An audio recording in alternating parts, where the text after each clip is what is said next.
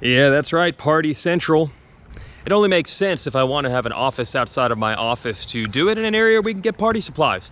Because we'll be partying all weekend. This is the Weege Show. I'm Jason Weigandt, not going to the Glendale round of Monster Energy Supercross this weekend. Probably saying to yourself, how are you going to do the Weege Show without being at a race? Well, I used to do this all the time. I would just shoot from my boring office inside my house, and those videos were lame. So that's how come I introduced this walking around concept.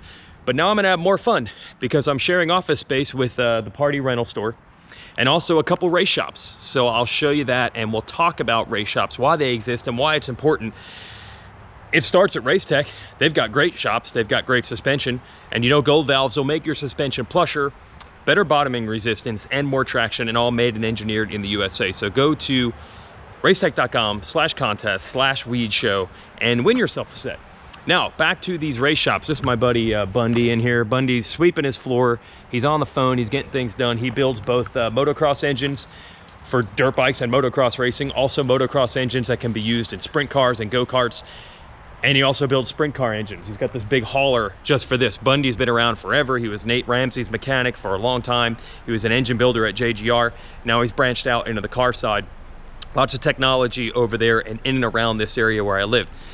Now, I actually decided to move into here. Here's my famous orange Jeep. I moved an office into here. My buddy Johnny, who used to be the suspension man for JGR, is now running his own suspension company. Which leads me to this week's topic. I know when we talk racing, we want to talk about who wants it bad, who's got the heart, the determination. We want to think of Supercross racing as athlete versus athlete. We don't want to have the boring stuff about suspension settings. In fact, when we hear riders say that, we usually just say, stop giving me excuses. You got beat. But there's a lot of people on a lot of teams that work very hard with the true belief that everything that happens on the track is within their control. The bike can make a difference.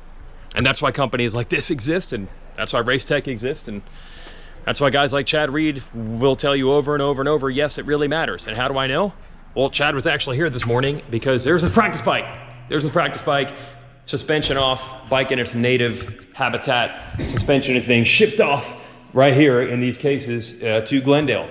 So anytime I try to bash on riders in front of Chad, which you figured he'd normally go for that, nope, he will not allow it. Because if you want to bash on riders for being sensitive to settings, he'll be the first one that tells you it really matters. And we've got a lot of proof as Johnny works in the back on, I think, one of Chad's shots. We have a lot of proof. Last couple of rounds, I've heard so many riders tell me what a difference a few changes here and there throughout the day really make. And I'll even give you some concrete examples. The most obvious is Eli Tomac getting arm pump at Anaheim 1 and finishing 7th, and not having arm pump and dominating at Anaheim 2 despite a bad start. That one's obvious. Here's a few more subtle ones. Cianciarulo has been unbelievably fast in qualifying every single time he's been on the track. He's been good, but not as great in the main events. And he said last week a lot of it is they make small changes throughout practice to try to adapt to where they think the track's going to be at the end of the day.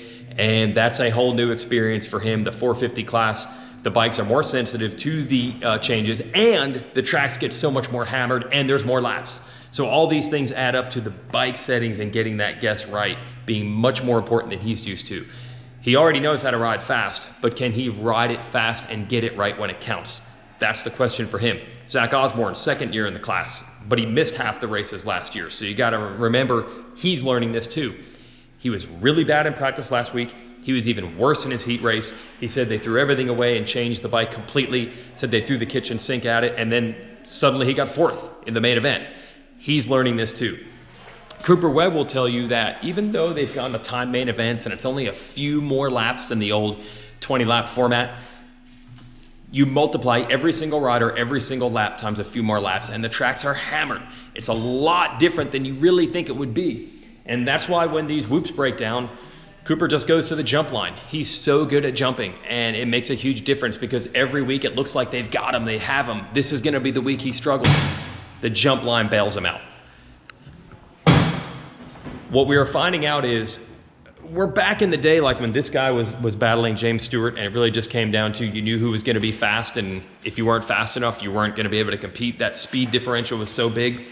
Now we're seeing it come down to subtleties. The riders are so equally matched. It's small settings, it's adjustments throughout the day. It's one guy is fast at 3:50 in the afternoon in practice, but it's not quite the same at 8:50 p.m. when they're going racing for all the money. All this stuff here, all these parts and all these springs and settings and shock shafts and this proprietary stuff I shouldn't show you that's on this screen. Unfortunately, it does matter. I know it'd be cool to just say it's who wants it, who's got the heart, who's got the determination.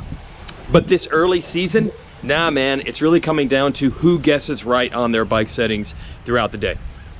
Now, that's probably not gonna last. Give them 3 or 4 rounds and they probably will eventually have those bike settings figured out, and then it will be impossible to make huge gains. Then we'll start to know where the riders actually stand in and amongst themselves. But at the moment, it's much more of a game of engineering and science and trying to translate the feel that the riders had in December at their own test tracks and trying to feel that way on the racetrack all day, and especially at the end of the main event when everything counts most and the tracks are broken down. And then we'll throw another wrinkle in as we have a Triple Crown format, where now what would have been a fresh track and a heat race is going to be a race that really counts within the overall for the weekend. So you've really got to be able to adapt those settings throughout the day. Do you want to talk about bike settings? Do you want to talk about that stuff really mattering? Probably not. But unfortunately, that's the way it is in the early season. But don't worry. I'd say by about round 5, we're going to know where everyone really stands, because everyone's bikes are going to be where they really want them to be. And then we can start talking about athlete versus athlete and man against man. As for my weekend, well, we're going to come back to Party Central tomorrow night and we'll watch the race. We'll bring a couple of our local celebs in to watch the race with you, and we'll break it down to the Weege Show. Thanks for watching.